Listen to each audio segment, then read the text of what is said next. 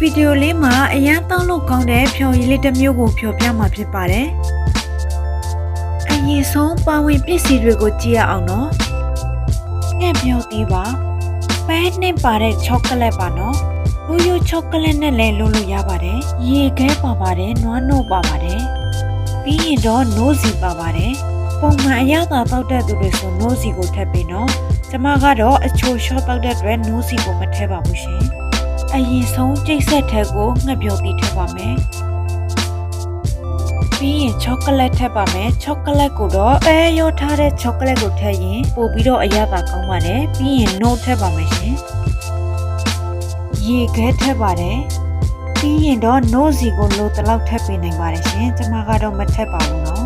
။ပြီးရင်ရေအနှဲငယ်ထည့်ပြီးတော့ထည့်ကျိတ်ပေးပါ။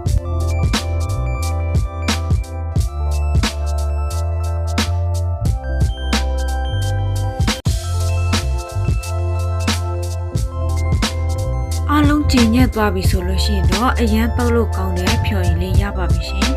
။ဒီအဖြော်ရည်လေးဟာဆိုရင်ကျန်းမာရေးအတွက်လည်းအာဟာရဓာတ်အကျိုးအများကြီးရှိပါတယ်နော်။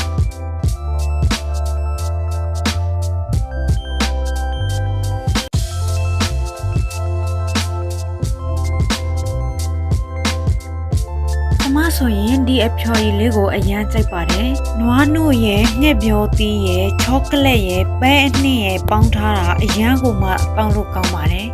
။လုံးရတာလည်းအရန်လွယ်တာမို့လို့တုတ်ကြည့်ကြပါနော်။ကျွန်မအရန်ကြိုက်တဲ့ရတာလေးမို့လို့ပြန်လည်မျှဝေရခြင်းဖြစ်ပါတယ်။ဒီဗီဒီယိုလေးကိုအဆုံးထိကြည့်ရှုပေးတဲ့အတွက်ကျေးဇူးအများကြီးတင်ပါတယ်ရှင်။